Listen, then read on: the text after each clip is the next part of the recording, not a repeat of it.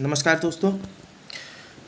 जैसा कि हम लोग जो है डिस्कशन इसमें कर रहे हैं धीरे धीरे करके भारत अमेरिका संबंधों के ऊपर जो जॉइंट स्टेटमेंट जारी किया गया है उसको हम लोग जो है पॉइंट वाइज धीरे धीरे करके उसको कंप्लीट करने की कोशिश कर रहे हैं। और जिसमें हम लोग पहले के 10 पॉइंट जो है उनको कवर कर चुके हैं और उन 10 पॉइंट से रिलेटेड फर्दर आगे 2024 में यूपीएससी के प्रीलिम्स के लिए जो क्वेश्चंस बनने की संभावना हो सकती है, तो उससे जॉइंट स्टेटमेंट से रिलेटेड चीज़ों से क्वेश्चन बनाए हुए हैं कुछ।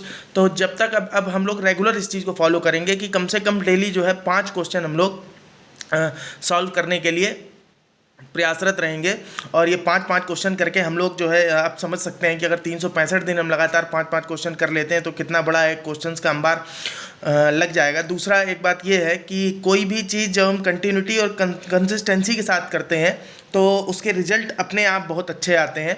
तो इसलिए हम अब रोज़ 5 क्वेश्चंस का जो भी हम लोग पढ़ेंगे तो उस पढ़ाई से रिलेटेड 5 क्वेश्चंस को किसी न किसी तरीके से हम लोग सॉल्व करने की कोशिश करेंगे। और मैं डेली रेगुलर 5 क्वेश्चंस का एक वीडियो आप लोगों के लिए अब अपलोड करूंगा। तो आज मैंने 5 की जगह केवल 4 ही क्वेश्चन रखे हैं क्योंकि पहला दिन है।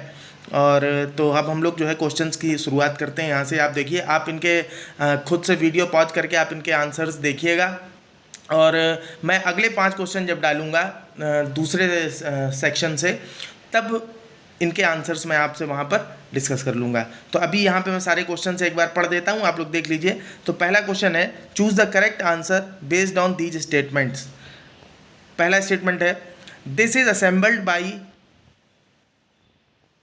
एक्चुअली सॉरी, ये जो है निसार सैटेलाइट है उसके बारे में क्वेश्चन है। तो निसार सैटेलाइट से रिलेटेड स्टेटमेंट्स दिए गए हैं और आपको उनमें से आंसर छांटना है। तो ये choose the correct answer based on these statements. This is assembled by India's ISRO and USA's private space sector and will be launched by geostationary launch vehicle from Trivandrum. दूसरा स्टेटमेंट है, it consists of 2 radars named L band and S band contributed from India and USA respectively. तीसरा है statement, it will also add to our understanding of our planet's hard outer layer called its crust. चौथा statement है, NISAR will observe earth's land and ice covered surfaces globally with 12-day regularity on ascending and descending passes. और last 5वां statement है, sampling earth on average every 6 days for a baseline 3-year mission.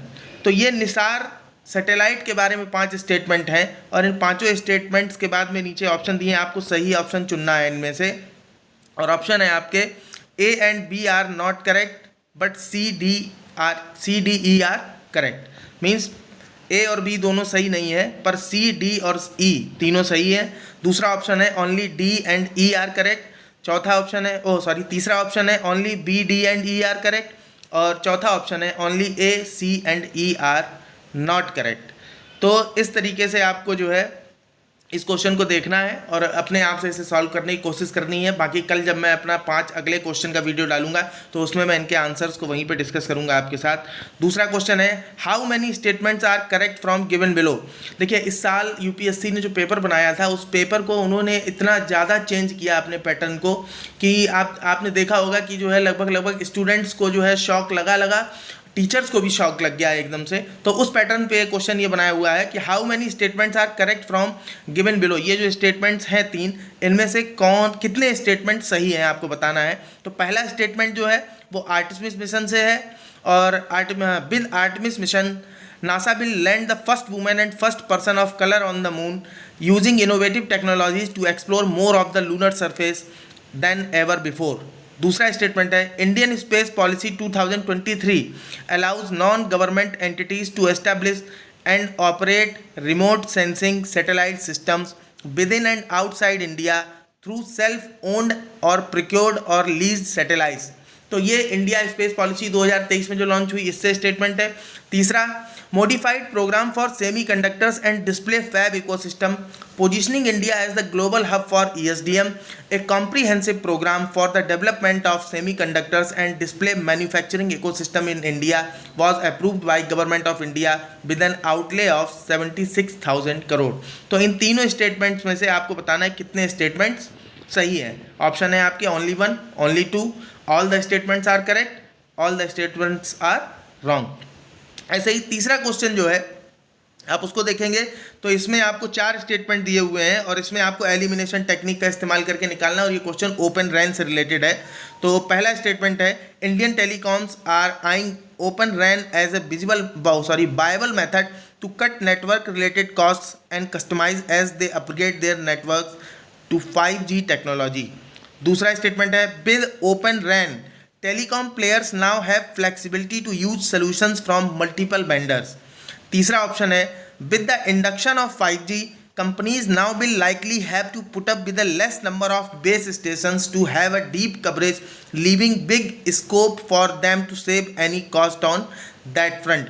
देखिए, अगर आपने जो है पिछला lecture सुना होगा जो हमारा था technological development in India USA relations, तो हम लोग उसमें जो भी ज्वाइंट स्टेटमेंट आया है इंडिया और यूएसए का उसको पॉइंट वाइज डिस्कस कर रहे हैं। तो जिसने सुना होगा वो बेशक इन क्वेश्चंस को डील कर लेगा, हो सकता है कहीं थोड़ी बहुत प्रॉब्लम हो।